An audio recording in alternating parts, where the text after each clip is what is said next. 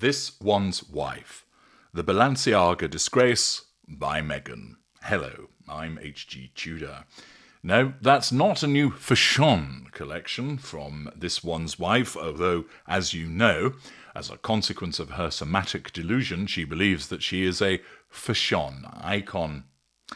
She turned up at the Paris Fashion Week and attended a Balenciaga show, which demonstrates, once again, the idiocy of this woman, her entitled manner, and her absence of emotional empathy. To understand more about this, we need to go back a little in time. The Balenciaga advertisement controversy of November 2022 highlighted critical shortcomings in their crisis management, and it resulted in severe damage to the brand's reputation.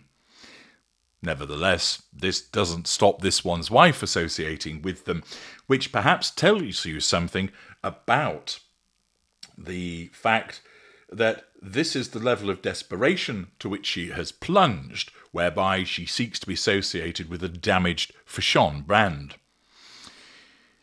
Balenciaga, in case you aren't aware, is a luxury fashion brand founded in 1919 by the Spanish designer Cristobal Balenciaga. The brand produces ready-to-wear clothes, footwear, handbags, accessories, beauty products, and fragrances. Under the leadership of CEO Cedric Charbit and creative director Demna Gvasalia, Balenciaga distinguished itself from other high-end fashion competitors by pioneering innovative footwear, including sock sneakers. This distinctive approach rapidly captured the attention of influencers and fashion enthusiasts alike. Balenciaga's customer base primarily consists of fashion-forward, high-income young individuals bolstered by a strong celebrity following. Additionally, Balenciaga has maintained a robust social media presence, interacting with its followers regularly through online campaigns and influencer partnerships. For younger consumers, who increasingly turn to social media for fashion inspiration, this has helped the brand maintain relevance and stay top of mind. In November 2022, Balenciaga released its holiday ad campaigns, one with children holding teddy bears in bondage harnesses and costumes, BDSM. Meanwhile, another campaign showcased photographs that included paperwork about child pornography laws. On November the 21st, a Twitter user with the handle @ShoeOnHead sparked a controversy when he claimed that Balenciaga had incorporated a court document regarding virtual child porn in their new product photo shoots. The hashtags Burn Balenciaga and Cancel Balenciaga quickly gained traction on TikTok, accumulating more than 300 million views, with influencers publishing videos showcasing their commitment to the online boycott, tearing up Balenciaga bags or clothing as a symbolic act of protest. From there on, the public began accusing the brand of condoning paedophilia and the sexualization of kids in the campaigns. Balenciaga's reputation has been severely affected by this advertising scandal, which has plunged it into its biggest PR crisis. Now, although it is nearly 3 years on, the stain on Balenciaga's reputation has remained. That not only were they so foolish as to use children in campaigns utilising BDSM and paperwork about child pornography law, but that they then were slow to react to it. Their response was both delayed and ineffective. And yet, here we have This One's Wife associating with Balenciaga in terms of wearing their clothing and turning up at their fashion show.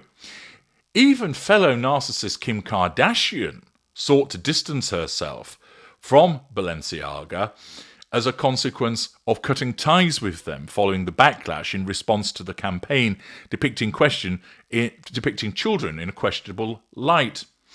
Then again, demonstrating, of course, the compartmentalization of the narcissist and how the previous problem in the mind of Kim Kardashian has evaporated into the ether, she returned as a brand ambassador of the long-standing French fashion house. She explained, for several years now, Balenciaga's designs have been part of my many looks and some of my most iconic fashion moments. This historic fashion house embraces modernity, craftsmanship, and takes an innovative approach to design under Demna, Kardashian said in a statement shared on her Instagram story. Well, she distanced herself at the time, but has returned. For this one's wife, not a problem for her to have an association with it.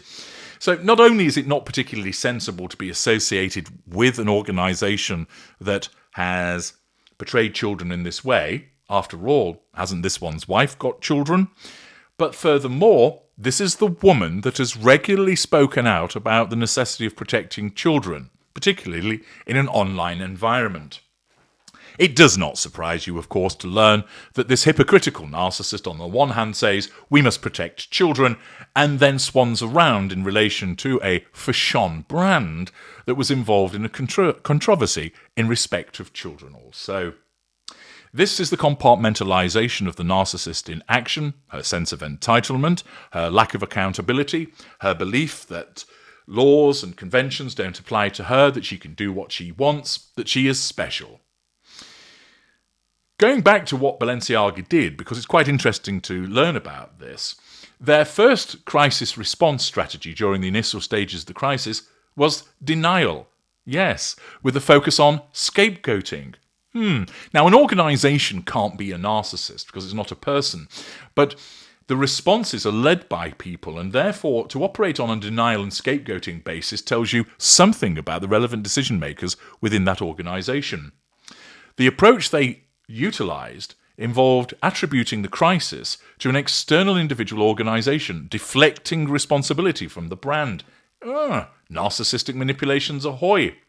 Balenciaga placed the responsibility on the production company and set designer Nicolas Desjardins and claimed $25 million in legal action.